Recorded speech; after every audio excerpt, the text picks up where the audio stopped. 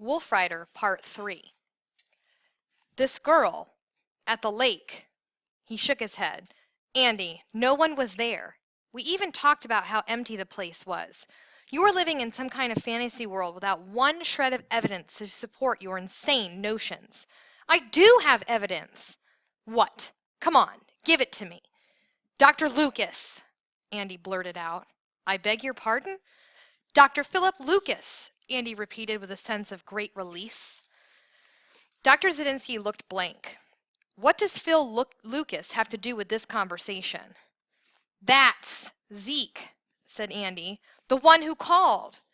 Andy's father opened his mouth in surprise. He took our number from the secretary's desk when you left it there after that meeting. I've worked it all out. Don't you see? It's true. I even spoke with him on the phone. Dad, he's got Zeke's voice. Exactly. You said it was a phony name. Well, it was. I went to one of his classes today and listened. He's the same person. See, I do have proof. Andy sat back, relieved to have it out. Dr. Zadinsky considered for a while. Then he said, Andy, let me tell you something about Phil Lucas. In the first place, he's a friend of mine. I've known him for as long as I've been at Madison. He helped hire me, get me tenure. He's been around for years, much, much longer than I, a highly respected colleague, not just in my department, but all over the place. He's written I don't know how many textbooks. He's a particular friend of the college president, gets merit pay each year, important. As things go there, powerful. He was at that party we went to a couple of Saturdays ago. He was? Said Andy, surprised. Yes, because people like him, admire him. Do you know why? He comes from a background of rural poverty. Who knows what he had to go through to get where he is now? Whatever it took, he did it. He's smart, soft-spoken. He's got a sense of humor, a nice, decent sort of person. Oh, he's a fancy dresser with his suits and those fancy cufflinks of his, and well off. Gets a new car every couple of years. Nor is he married. Let's hope that's no mark against him, that you would pick him, said Dr. Zadinsky, his voice raising in scorn.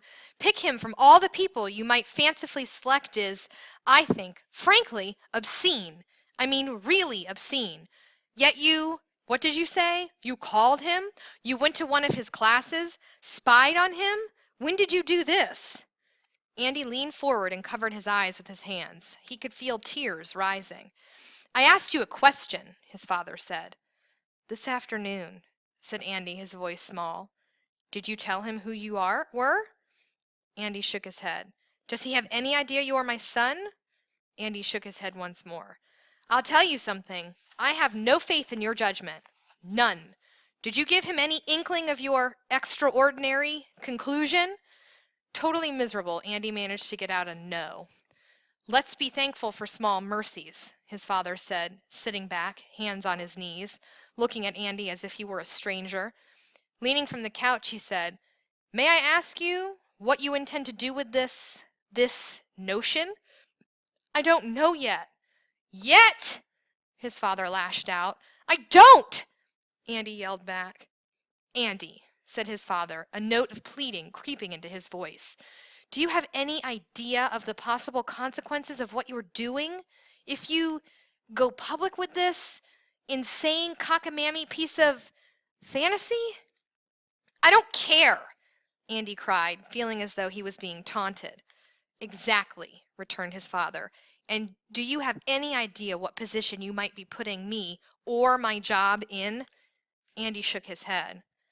After a while, his father said, Andy, I think, and I say this with a whole lot of love, because you are my son, and I do love you. I really, truly do. But, my God, you're a very mixed-up young man, and I don't know how to help you. You still don't believe me, do you? His father laughed a big, full, rolling laugh. Is that a serious question? He asked. It's all true, Andy screamed at him. It is not true, Andy returned, just as fiercely, making Andy jump. It's a load of crazy crap. Nina Clemmer at the lake. I was there, Andy, right by your side. If she was there, why didn't you point her out to me? I'm not blind. I was scared to, cried Andy. Bull! When have you ever been scared of me before, after all we've been through? Oh, come on. As for Phil Lucas being this Zeke, it is absolutely 100%, 110% insane. You are nuts. Andy bent over his knees and began to sob. His father remained sitting, helpless. He started to reach forward only to drop back into the couch, tears in his own eyes. Then he got up, circled around Andy, and put his hands on his son's shoulder, squeezing and kneading them lovingly. Look here, kid, he said, his voice husky. I don't know what you and I are going to do about all this. You need help. Oh my God, you do need help. More than Miss Baskins can give you. Maybe I need help. I'm beginning to think so. Maybe we need it together. He struggled to calm himself. For the moment, I think you had better go into your room and let me alone. I'm afraid of saying the wrong thing, something I'll be sorry for. I already have. The same for you. Go on, do it, he said softly, giving Andy a small push. Scoot. Andy wiped his face clear of tears and managed to get up. From somewhere he found one more bit of strength to try to explain. Dad, he began, the reason I didn't tell you about Nina at the lake. Dr. Zadinsky held up his hand, as if protecting himself from being hit. Andy? No more. I have to think this through. Just go to your room and please think about what you're saying and doing. Andy went. If his father said what people believed, then he, Andy, was the only person who knew Lucas for what he was, a potential killer. The thought filled him with a sense of horror. At his desk, he buried his face in his arms, fighting back the tears. In the morning, neither Andy nor his father spoke. Instead, each went through his regular routines as if the other weren't there. Only when Andy was about to leave for school did his father call out, Andy! Andy paused. Make absolutely certain, his father said, his voice harsh and unnatural to Andy's ears, that nothing happens today. Is that clear? Okay, said Andy automatically.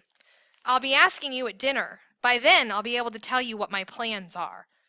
What plans? What I intend to do about this. Andy waited for him to say more, but his father only turned away. School was actually a relief. Andy got involved in his classes, found himself interested, did well. He even got a good grade on a biology quiz, which clinched a decent midterm grade. Paul met him for lunch. Tryouts tomorrow, he reminded Andy. We should practice this afternoon. Got work to do, Andy told him. Are you serious? Just keep off my case, will you? Andy snapped and started off. What's the matter now? Paul called after him. Andy, wishing he hadn't spoken so hastily, kept walking.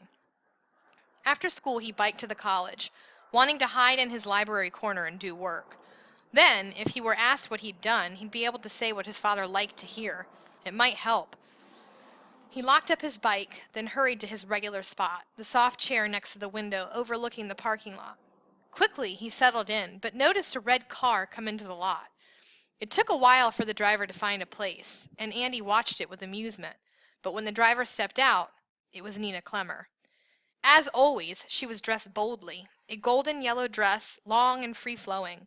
She wore a straw hat, too, from which bright ribbons dangled. In her arms, she carried a bundle of books. As she came toward the library, Andy watched, fascinated. Whether or not she entered the building, he couldn't tell. He assumed she did. At the same moment, Andy remembered two things: his promise to his father not to do anything, and his own certainty that he knew who Zeke was. If he could get Nina on his side. He snatched up his things and headed for the stairwell, rehearsing what he might say. But no sooner did he start down the steps than Nina appeared at the bottom landing. Andy froze. Nina, halfway up, sensed someone above and stopped. When she saw Andy, a fleeting look of fear came to her face. I found out who he is, Andy said.